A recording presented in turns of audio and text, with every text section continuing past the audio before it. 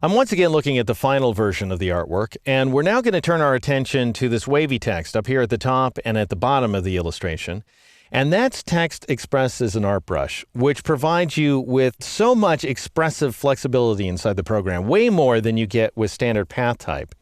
Now, the only disadvantage is that the type is not editable at this point. You have to convert the text to a path outline before you can save it as an art brush, which means that you need to get all your copy editing out of the way in advance. So I'm going to switch over to my illustration in progress, which I'm calling expandedcrabs.ai, because I figure these floral treatments up here at the top and the bottom look sort of like crabs. And notice that I have a couple of lines of type, both of which are expressed as editable type on a path, which is fine insofar as it goes. But what if instead of expressing this text along what is ultimately the top of a very gently sloping oval, let's say I want more of a wavy line. And that's where text on a path really breaks down inside of Illustrator, because you start getting letter spacing problems. So what I'm going to do is twirl open the type on a path layer here inside the layers panel, and I'm going to scroll to the bottom. And notice the only two objects on this layer that are visible right now are these two lines of path type. I want you to go ahead and turn both of them off. And then I want you to turn on each of these items that says crazy path, which if you go on meatball one and shift meatball the other, are these invisible path outlines right here. And notice not only do they curve, but we've got a corner point right at the center of each one of those paths, which never fails to cause problems for path type, but is actually not a problem at all for an art brush. All right, so with those guys active, I also want you to turn on these two top objects here inside the type on path layer. And these are those same lines of text, only expressed as point text. So I'm going to start by selecting the bottom one, which might be a little hard to read, but it says curiously handcrafted denim since 1994. Then go up to the edit menu and choose the copy command, or press Control-C, Command-C on the Mac. And then let's go ahead and scroll down the list once again. Meatball the bottom crazy path item. That's just the easiest way to find it. And then press the T key in order to switch to the type tool. We're going to go ahead and make some type on a path, by the way.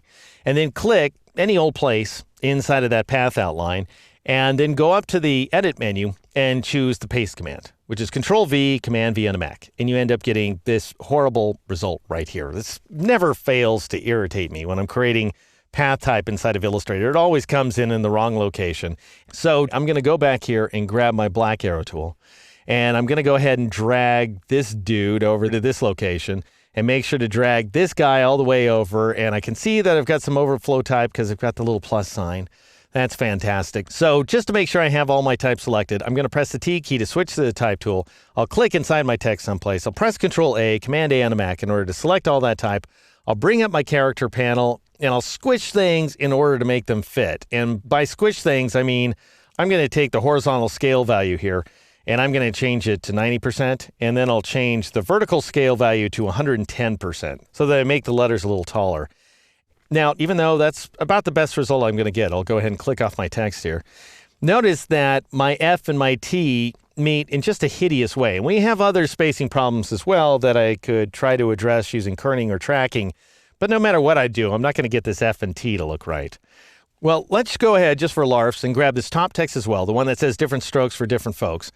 And then go to the edit menu and choose the copy command, Control-C or Command-C on the Mac. And then I want you to select that top crazy path, the only remaining crazy path left because the other crazy path got renamed. And that goes ahead and selects this object up here, grab the type tool, click along the path outline someplace. Maybe I should have clicked over here on the left-hand side, but this text is centered, so I'd expect it to work. I'll press Control-V, Command-V on the Mac. Doesn't work the way I wanted it to. I'll go ahead and switch back to my black arrow tool. I'll grab this guy, hard to see because he's way up there, and make sure that this guy's all the way over to the side, which he isn't, just slightly over to the left, which is helpful. Press the T key to switch back to the type tool, click inside my text, press Control-A, Command-A on a Mac. I'm moving quickly because this is such sheer tedium. I'll bring up the character panel, and I'll change that horizontal scale value to 90, and I'll change the vertical scale value to 110.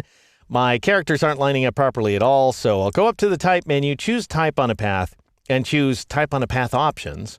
And then I'll switch align to path from baseline to ascender, and I'll turn on a preview checkbox just to make sure it looks okay, and it looks better than it did before, so all right, click OK.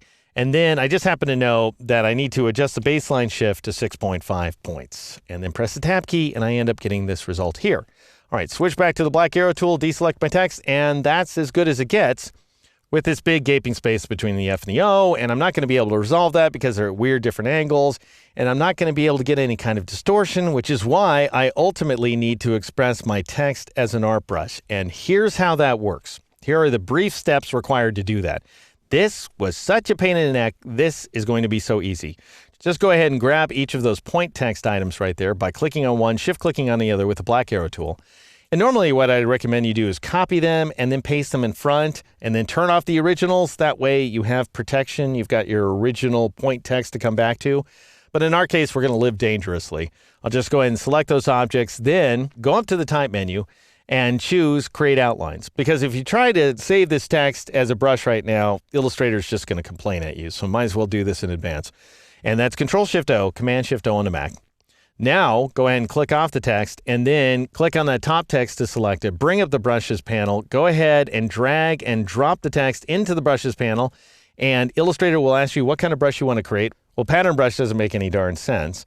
And then Scatter Brush would just scatter a bunch of occurrences of this long line of text all over the place, which also doesn't make any sense. Art Brush is fantastic. So go ahead and select that, click OK.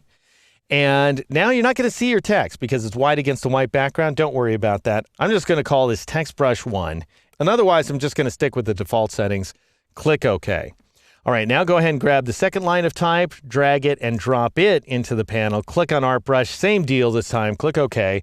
And I'll go ahead and call this guy Text Brush 2 this time around. And then I'll click OK once again. And that's all there is to it. And now you have two, albeit invisible text brushes here inside the Brushes panel, Text Brush 1 and Text Brush 2.